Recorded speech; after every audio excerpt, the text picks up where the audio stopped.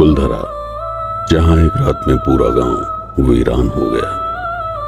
आखिर क्या कारण रहा होगा कि 1500 लोग एक ही रात में हमेशा के लिए ये गांव छोड़कर चले गए। मस्तिष्क में जब यह प्रश्न गूंजता है तो स्वतः ही कई विचार शरीर के रोंगटे खड़े कर देते हैं। भयानक प्राकृतिक आपदा, कोई पारलौकिक शक्ति या फिर किसी निर्दयी मनुष्य का भय।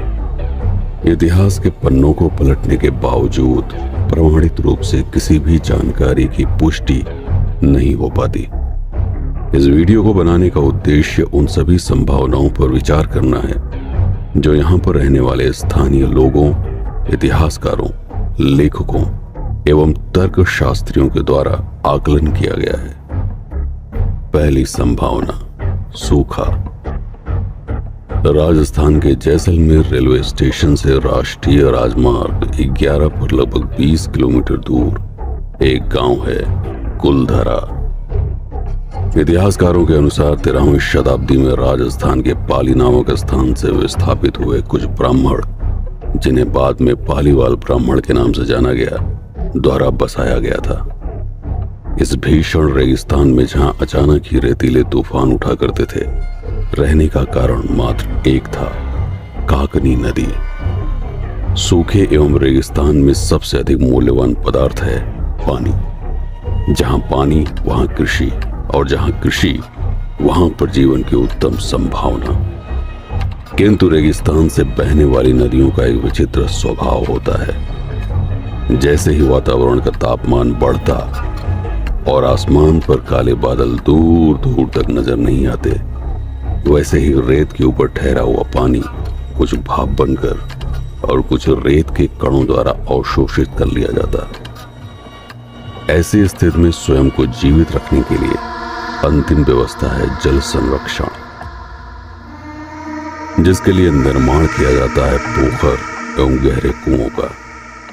अगला मानसून आने तक इन्हीं के भीतर मौजूद पानी ही जीवन का अंतिम समाधान है।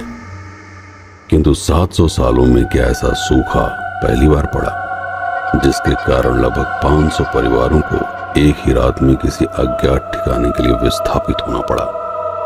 इसमें कितनी सत्यता है इसका प्रमाण कोई नहीं दे सकता, लेकिन क्या इस संभावना से इनकार किया जा सकता है? दूसरी संभावना, भूकंप। इतिहास साक्षी है कि भूकंप ने कई सभ्यताओं को समय के प्रवाह में ध्वस्त कर दिया है। अगर 5 से 7 रिक्टर स्केल का भूकंप रेगिस्तान के उस हिस्से में आए जहां पर भारी भरकम पत्थरों का बोझ ढो रहे रेत के कणों पर इंसानों ने रहने के लिए भवन बना रखे हो, तो रेतीली जमीन में उठने वाले कंपनों से किसी भी मकान को ढहने से नहीं रोका जा सकता। ऐसे में मनुष्यों के पास सिर्फ 2 ही विकल्प होते हैं, या तो इस आशंका के साथ उस मकान में टिके रहें, या फिर उसे छोड़कर किसी ऐसे स्थान के लिए निकल जाएं जहां पर ऐसा कोई खतरा ना हो। भूकंप का प्रभाव सबसे अधिक उन स्थानों पर होता है जो टेक्टोनिक प्लेटों के टकराव के आसपास मौजूद होते हैं। ये दुर्भाग्य है कि जैसलमेर का ये क्षेत्र ऐसी एक टेक्टोनिक प्लेट के बेहद नजदीक है। तीसरी संभावना, महामारी। गहन रेगिस्तान में अगर आपको रहना है तो इन नियमों का पालन करना अनिवार्य है। पानी की कमी के कारण आपको हफ्तों या महीनों में ही नहाना पड़ेगा, या फिर रोज गीले कपड़ों से अपने शरीर को रगड़कर साफ करना पड़ेगा। गर्मी चाहे कितनी भी पड़ रही हो, लेकिन पानी आपको तभी पीना है जब बहुत अधिक प्यास लगी हो। इन चरम परिस्थितियों में कई तरह की जीवाणु एवं फंगस सक्रिय हो जाते हैं, जिनसे कई तरह की बीमारियां जन्म लेती हैं। रेगिस्तानी बुखार, खुजली, चमड़ी का कैंसर, माइकोटोमा, लिशमनियासिस, हैजा आदि। इसमें से कोई भी बीमारी जब महामारी बन जाती है और पूरे समाज के लोग इससे प्रभावित होने लगते हैं, तो क्या यह निर्णय लेना उचित नहीं होगा कि इस स्थान को ही त्याग दिया जाए?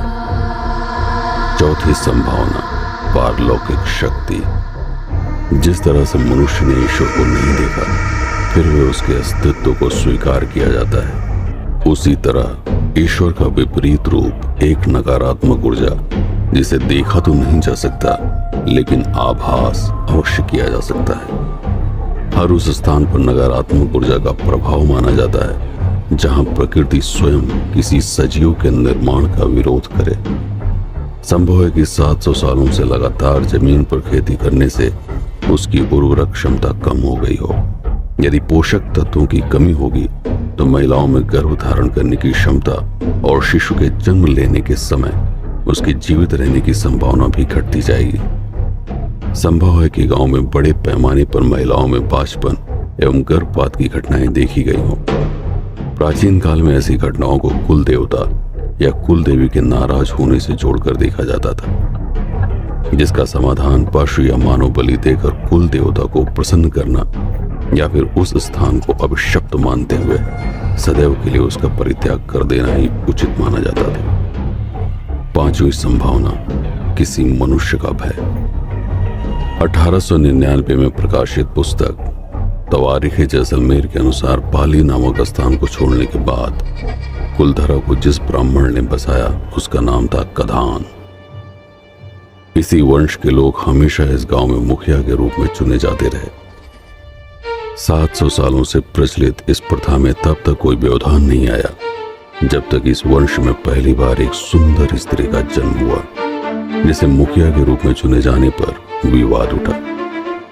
विवाद का निपटारा करने के लिए तत्कालीन राजा के मंत्री सलीम सिंह ने हस्तक्षेप किया। स्त्री की सुंदरता से मोहित होकर सलीम सिंह ने विवाह का प्रस्ताव रखा, जिसे अस्वीकार किए जाने पर उसने लगान बढ़ा दिया। सिर्फ इतना ही नहीं बल्कि किसी न किसी बहाने से इन लोगों को प्रताड़ित किया जाने लगा।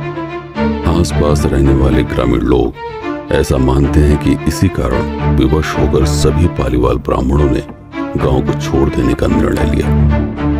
दिन में रेगिस्तान की गर्मी में अधिक दूर तक जाना संभव नहीं था, इसलिए गांव को त्यागने के लिए उन्होंने पूर्णमासी की ठंडी रात का इंतजार किया। इस तरह एक रात में यह पूरा गांव हमेशा के लिए वीरान हो गया। 13वीं सदी से लेकर 19वीं सदी यानी लगभग 700 सालों तक इस गांव को पालीवाल ब्राह्मणों ने जीवंत रखा। कई लोगों का ऐसा मानना है कि इन लोगों के पास सोने के आभूषण बहुत अधिक मात्रा में हुआ करते थे। रेत के नीचे गड्ढा खोदकर जिसे छिपा कर रखा जाता था। जब यह गांव वीरान हुआ तो कई लोगों ने सोने को पाने के लिए जगह जगह पर खुदाई कराई, लेकिन किसको क्या मिला इसका कोई प्रमाण इतिहास के पन्नों पर नहीं मिलता। स्थानीय लोग आज भी इस गांव को अभिशप्त मानते हैं। ऐसी ना जाने कितनी अफवाहें इस गांव से जुड़ी हुई हैं, जिसके कारण कई लोग इसे भूतहा घोषित कर चुके हैं। जनश्रुतियों के आधार पर यह पूरा गांव वास्तु दृष्टि के अनुकूल नहीं बसा है, जिस कारण यहाँ पर नकारात्मक ऊर्जा का विशेष प्रभाव है। क्योंकि पालीवाल ब्राह्मण किसी की मृत्यु होने के बाद उनकी लाश को जलाते नहीं थे, बल्कि गांव के बाहर बने शमशान में ही दफन कर देते थे। इसलिए ऐसा कहा जाता है कि आज भी इस गांव में बुरी आत्माओं का वास है। इस जगह को विशेष बनाने के लिए अफवाहों को इतना ज्यादा तोल दिया गया कि लोग ये भी दावा करते हैं कि जो भी इस गांव की सच्चाई को जानने के लिए यहाँ पर रात भर रुका, अगले दिन उसका नामो निशान तक नहीं मिला। निसंदेह इस तरह की बातें सुनकर इस स्थान को देखने, यहाँ पर जाने की इच्छा उत्पन्न होना स्वाभाविक है। कारण कुछ भी हो, लेकिन कुलधरा एक ऐतिहासिक धरोहर है जिसका संरक्षण करना भारत सरकार की जिम्मेदारी है। इसी जिम्मेदारी का निर्वाह करते हुए कुलधरा गांव को पर्यटन स्थल के रूप में महत्व दिया गया है। आशा है आपको ये वीडियो काफी तर्कपूर्ण और रोचक लगा होगा।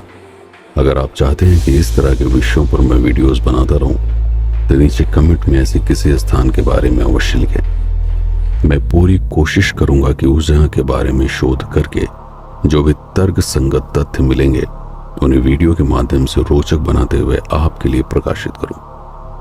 इससे पहले कि आप YouTube के किसी दूसरे वीडियो पर खो जाने से पहले इस चैनल को सब्सक्राइब इसलिए कर लें ताकि हमारे और आपके बीच में भरोसे का एक गहरा संबंध बना रहे। वीडियो को लाइक करने के साथ ही अपने किसी भी विचार को व्यक्त करने के लिए नीचे कमेंट अवश्य करें।